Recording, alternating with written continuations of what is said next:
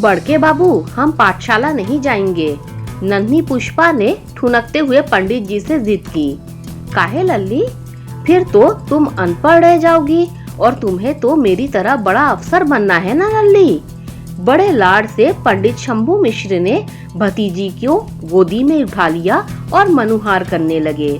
पर बाबू, हमें गणित की कक्षा और गोपीचंद मास्टर जी से बड़ा डर लगता है। पुष्पा ने बाहों के साथ अपनी बड़ी बड़ी आंखें फैलाकर अपना डर ताऊ जी के सामने प्रकट किया।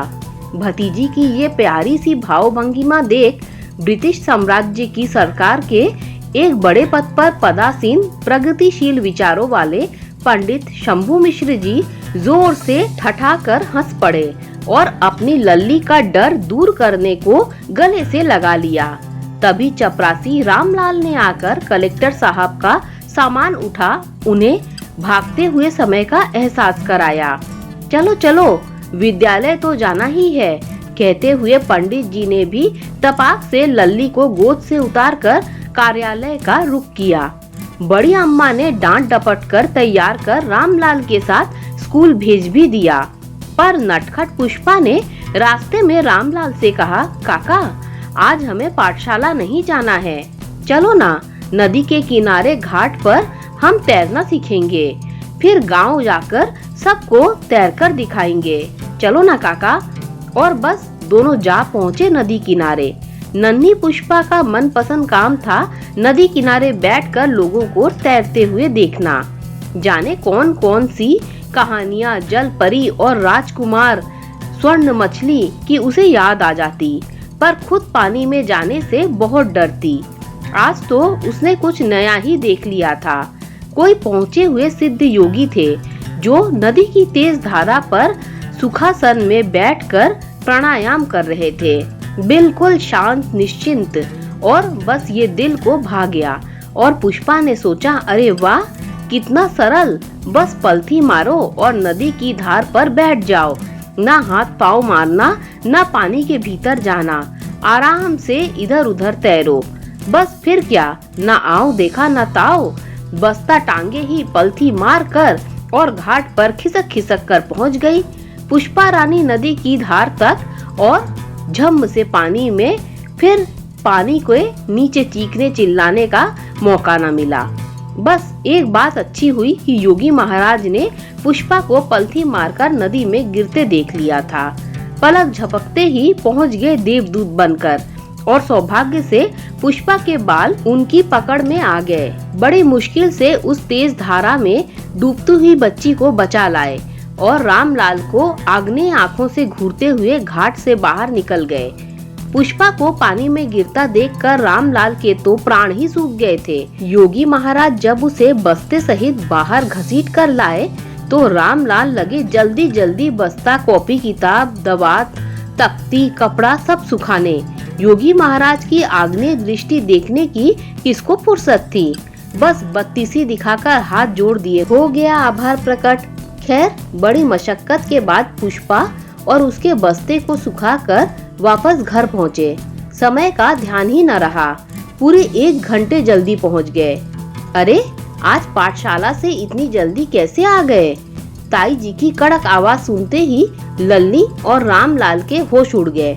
फिर भी अपने स्वर को संयत रखकर रामलाल ने नजरें झुकाकर कहा, चाची, वो कौनो मास्टर साहब भगवान के घर गए तो जल्दी छुट्टी हो गई।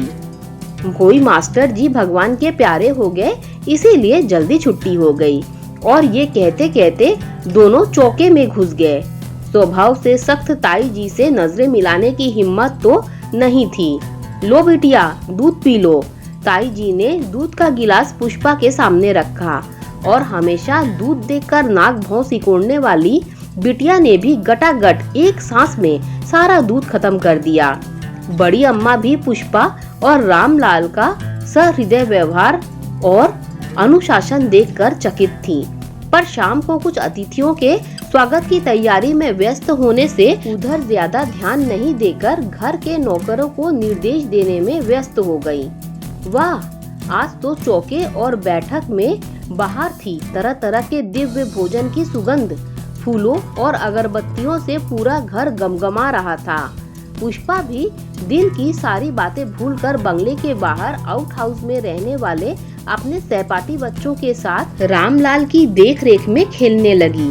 पर तभी देखा तो बड़के बाबूजी पाठशाला के हेडमास्टर और उन्हीं घाट वाले योगी महाराज के साथ चले आ रहे हैं। सारे बच्चे मास्टर जी और योगी महाराज के चरण स्पर्श करने लगे, पर उन दोनों के पांव तले तो जमीन खिसक गई और दोनों मूर्त बने खड़े रह गए थे। हे भगवान, अब क्या होगा? बड़े बाबू तो नहीं, पर बड़ी अम्मा तो पक्का मेरी पाठशाला छुड़वा कर मुझे गांव भेज देंगी। अम्मा बाबूजी के पास गांव वापस जाने की बात सोचकर एक बार तो पुष्पा पुलकित हो गई थी, पर दूसरे ही क्षण मन में सोचने लगी, माना कि गणित उसे पसंद नहीं था, पर वो सच में पढ़ना चाहती थी, खूब पढ़ना चाहती थी। पुष्पा ने डरी हुई बिल्ली की तरह आंखें बंद कर ली थी। रामलाल को भी बुरा लग रहा था कि क्यों वो लल्ली की बात मानकर उसे घाट पर ले गया। पर तब तक पंडित जी सबके साथ उनके पास आए और पुष्पा के सर पर हाथ रखकर सहलाने लगे।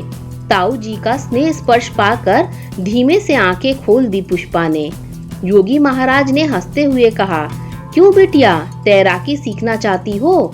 कल से सुबह रामलाल के साथ घाट पर आ जाना, हम सिखाएंगे तुम्हें तैराकी। कभी अकेले न करना ये सब। पुष्पा ने ताऊ जी की ओर देखकर सहमति में सिर हिला दिया। तब पंडित शंभू मिश्र जी हेडमास्टर साहब की तरफ मुखातिब होकर बोले, गुरुजी, गणित जैसा विषय थोड़ा रुचिकर बनाइए ताकि बच्चों का मन लगे। और हाँ, हमारी लल्ली को गणित पढ़ाने के लिए एक ट्यूशन मास्टर का इंतजाम करिए। ये कहानी सुनाते हुए 85 वर्षीय पुष्पा के चेहरे पर मुस्कुराहट तैर गई। आज वो जो कुछ भी है वो सब उस जमाने में भी बड़े बाबू पंडित शंभू मिश्र की प्रगतिशील सोच, उनकी बेटियों के प्रति संवेदनशीलता का ही परिणाम है। जब लड़कियां पर्दे में रहती थीं, घर का आंगन और चूल्हा चौका ही उनका जीवन होता था, तब उन्हें पढ़ने का, तैराकी सीखने का अधिकार मिला। समाज उतना भी खराब नहीं होता जितना कि लोग उसे दिखाते हैं। अच्छे खराब तो लोग होते हैं। दोस्तों, अगर आपको ये कहानी अच्छी लगी हो तो लाइक, शेयर, सब्सक्राइब कीजिए। Thanks for watching.